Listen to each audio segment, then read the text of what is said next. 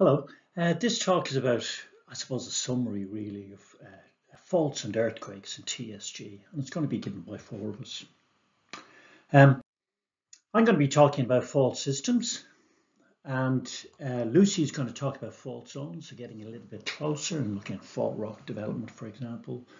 Laura will get to shorter time scales and more stress-based sort of work with the earthquake studies, and then Bob will talk about fluid flow. And all of this work sort of ties into some application areas such as hazards and resources generally. Although obviously Lucy's work also ties in with fault zones, with flow and so on. So my talk is going to be in three parts. I'm going to talk about geometry, kinematics and dynamics, a slide for each. Geometry, of course, underpins much of what we do, and there's been fantastic work done on that well before TSG started in the 70s. But that's continued and will continue to continue. Kinematics, which is geometry through time, it's definitely sort of improved over the last number of decades with the advent of better data. And by the same token, with improved sort of modeling techniques, improved data for earthquake studies, we've certainly things have developed into the dynamic side of things. And so our TSG diet has definitely begun to include more of that. And with that, there are all sorts of other parallel sorts of changes through time. There's been an overlap in time, of course. These are not simple linear ones. But I think we've sort of gone and started becoming more including more of our diet as stress-based work from the strain. We've definitely become more four-dimensional as the constraints have got better. And the time scales that we're looking at, we've always been interested in earthquakes, but we're getting much better constraints on them. So we're going from sort of geological time scales to earthquake time scales. This is the sort of backdrop to these three slides I'm going to be showing. Many of you probably don't know that as far back as the 70s, in fact, fault growth models were developed, not for normal faults, but for thrust systems. So Dave Elliott started this all off. These are looking at how displacement length relationships develop through time. He even looked at things like the Lewis thrust and the McConnell thrust, although it wasn't appreciated fully at the time. The importance of ductile deformation was, and there's a relay between the two of them. With the advent of seismic data, it complemented the excellent work going on outcrop data. And so people like Rob Butler and Mike Card and Ken McClay in the 80s, because thrusts were really in then, took things much further than what was possible to do before.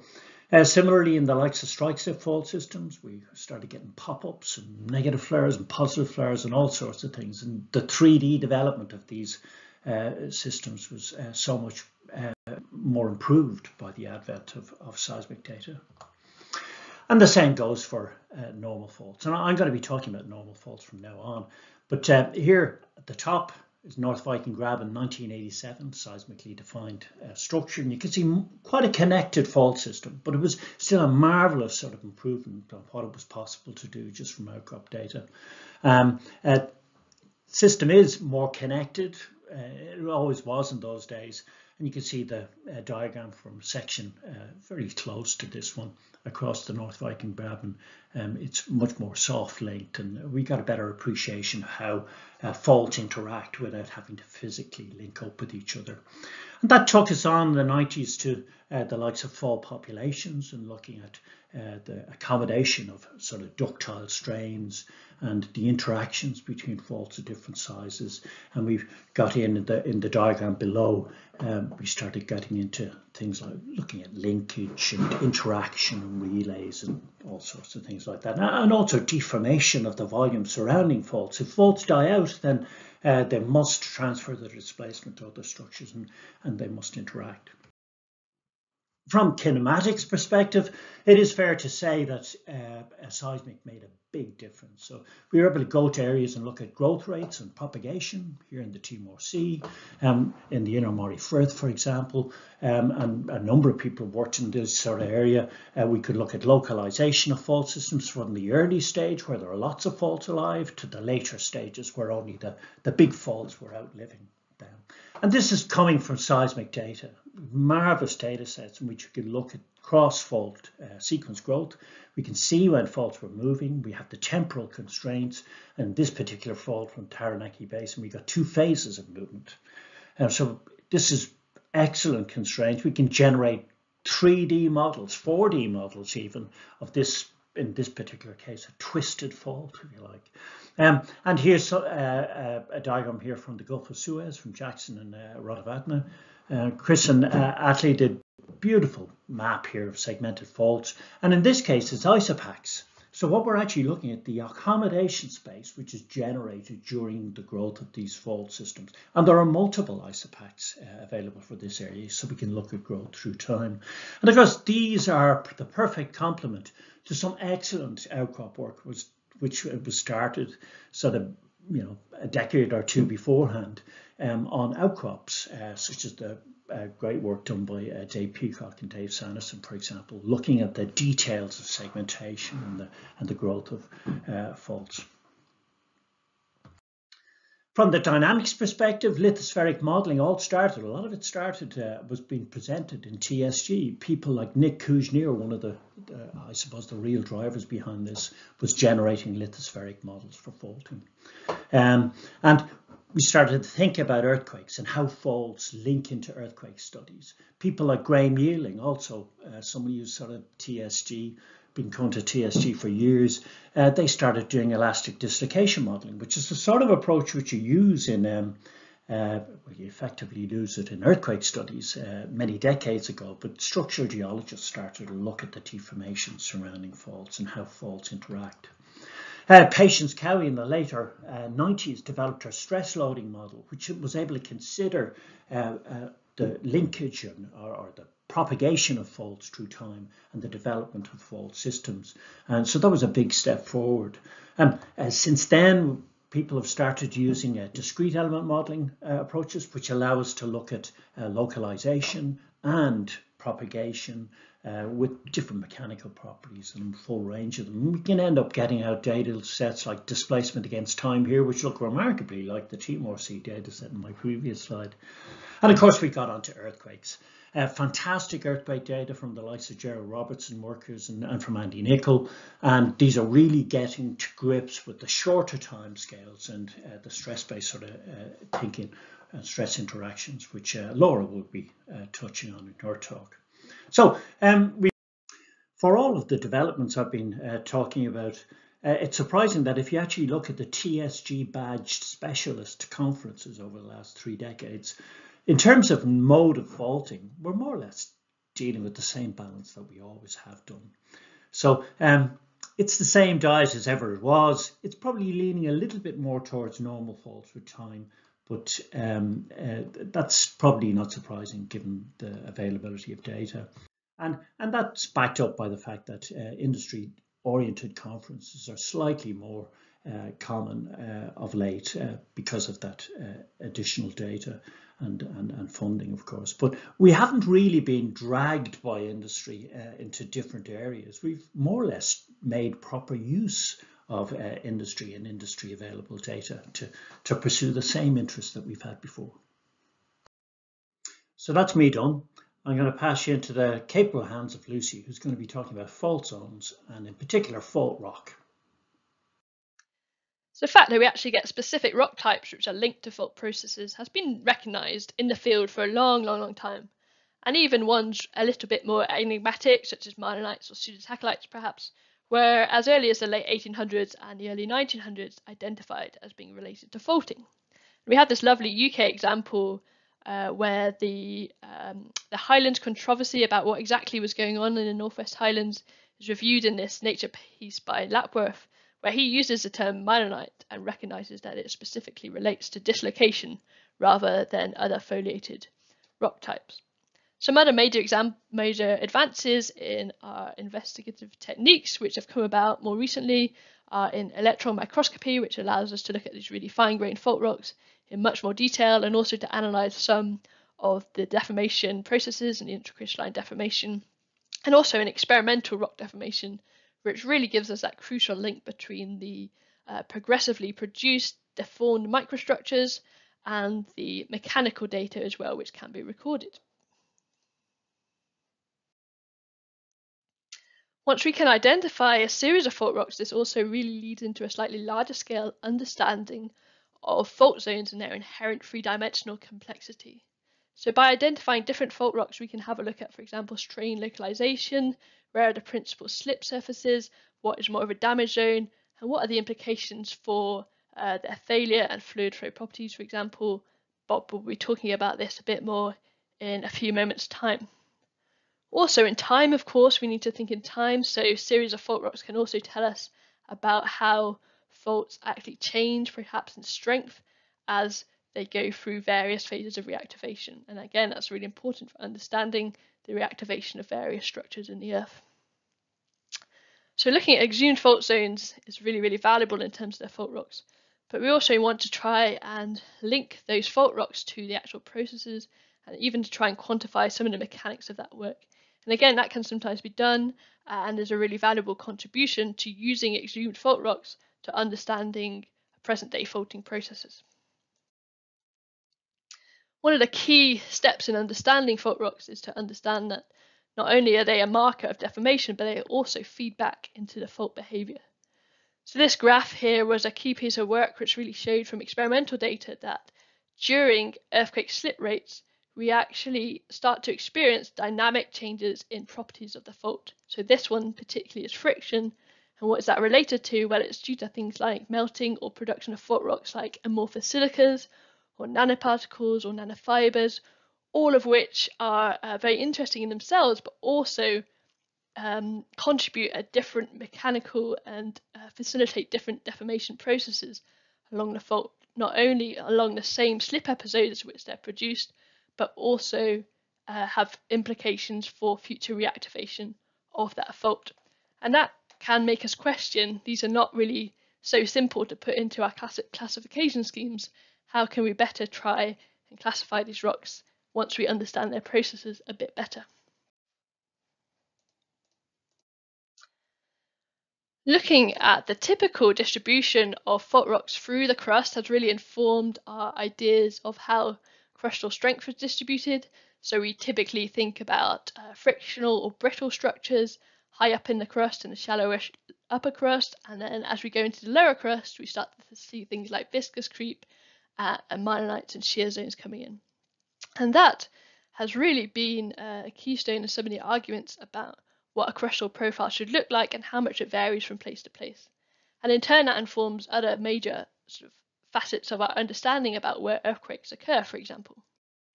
But of course, it's never quite that simple. What is really interesting over the past few decades, and currently quite a lot of work at the moment, is very much identifying fault rocks occurring where we don't necessarily expect them. So for example, we can get pseudosaccharides and fragmented rocks fracturing deep into the lower crust, even if we in fact have mylonites there as well. And in turn, in the upper crust, we can also get things which look very much like mylonites. And some of the most interesting studies have really shown that these two forms of deformation broadly can actually occur at the same time and in the same place. So actually our understanding of brittle and ductile or viscous and frictional deformation is perhaps a little bit simplified, because more and more research is showing that actually things like strain rate and stress can be really heterogeneous, even along a grain scale. So we don't necessarily have this simple switch from brittle to ductile behavior as we go down into the crust.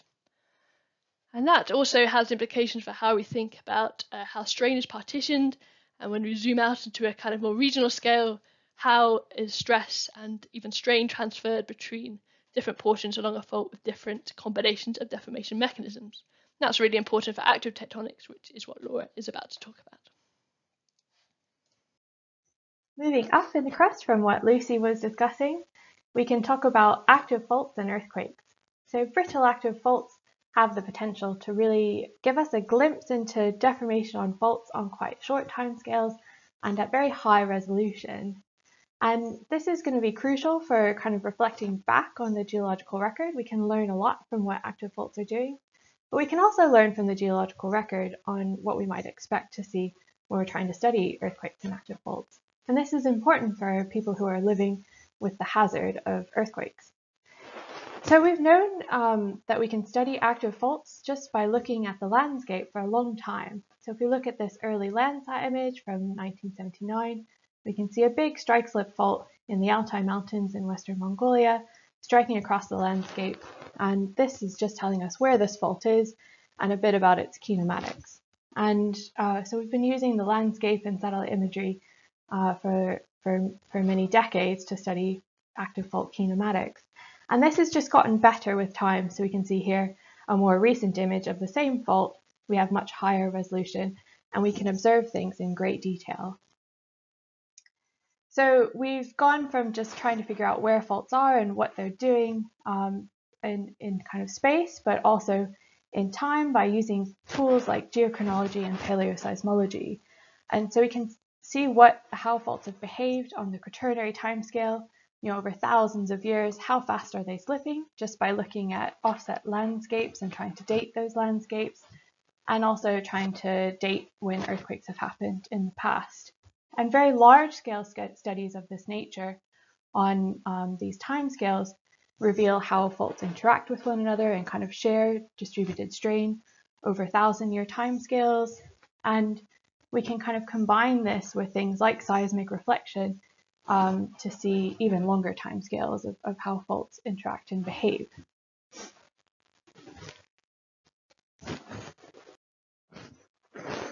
Now, we're getting even better at observing active faults, and we have very high resolution tools. We can observe a single deformation event and see what faults are doing. So we see things like the complex nature of deformation in the Ridgecrest earthquake in California that happened last year.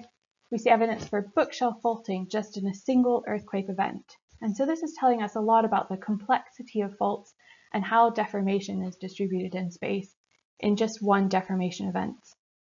We can also use tools like geodesy to image faults at depth and image how they've slipped in a single earthquake. So this is an example from central Italy, where we see a complicated pattern of slip at depth on a series of very complicated faults. And this is complementary to our more traditional imaging techniques on faults. As we get better at other tools like geochronology, we can image what faults are doing in the past as well in very high detail. And so here we see an example from central Italy where we see how slip rate has varied over time. And a couple of faults have experienced pulses of heightened fault slip rate for thousands of years. And this is telling us about fault behavior on this timescale, that it can really be quite variable over 1,000-year timescales. And we think that faults probably interact in complicated networks. And so these types of studies are just telling us a lot of detailed information of what faults do. Now, I think what is next and what's really important to study about active faults, there's a lot of questions that we have to address. Relating back to what Lucy was talking about, we can use tools like geodesy to start to investigate how this kind of deep, large-scale strain is partitioned onto brittle structures in space and in time, with these nice pictures like what we see here in Turkey. I think it's important to start investigating, why does fault slip rate vary over multiple earthquake cycles, and we're getting better at that by observing it in greater detail. The next step is to really understand kind of the full spectrum of fault slip and how that relates to those different timescales. So can we explain how slow slip and transient behaviors that we're beginning to observe in great detail relate back to fault deformation, and how that relates to seismic slip in earthquakes and post-seismic recovery. And an important part of this puzzle is certainly fluids. And so the role of fluids in affecting rock deformation on faults is a really important question to pursue and understand them on these timescales. And so that leads on to what Bob is going to talk to us about next. Thanks, Laura. Yes, fluid flow is very important indeed. It essentially comes down to the question why we study faults in the first place. We want to understand earthquakes to reduce associated geohazards, and we want to understand reservoirs and how we can generate value from them. Laura already explained the importance of earthquakes, so I'll just add that their activity is tightly linked to subsurface fluid flow. and in terms of reservoirs, they are important because we extract primary resources from them that are usually fluids or emplaced by fluids.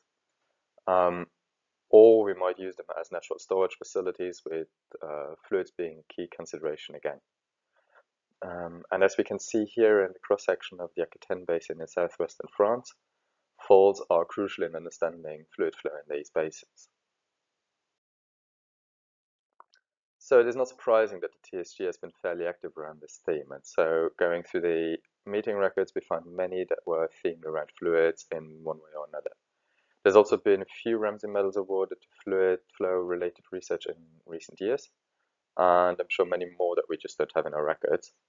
You'll also find many TSG house names throughout the next two slides, reflecting our close ties with the field. So here I want to mention some of the key concepts on which a lot of our understanding is still based. An early milestone was the concept of seismic fluid pumping, proposing that fracture collapse in response to seismic rupture expels fluids,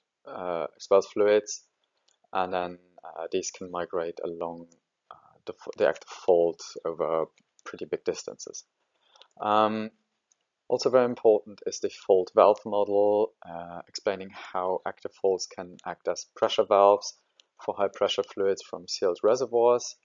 And then in 1993, James Byerly introduced the notion that faults are composed of several domains that are essentially sealed off against each other and can hold different fluid pressure.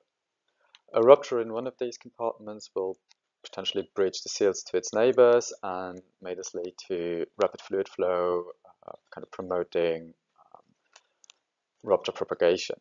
And then finally, the fault juxtaposition diagrams really facilitated the estimation of cross-fault fluid flow by giving us an idea about the contact area between different stratigraphic units depending on fault displacements. In more recent years, the focus has shifted to unraveling intricate complexity of fault zones and their revolution through time. So it's more of a 4D approach, really. Better understanding of the distribution and characteristics of fault rocks allow us to explore the feedback loops between chemical alteration, mechanics, and permeability evolution in usually more multidisciplinary studies.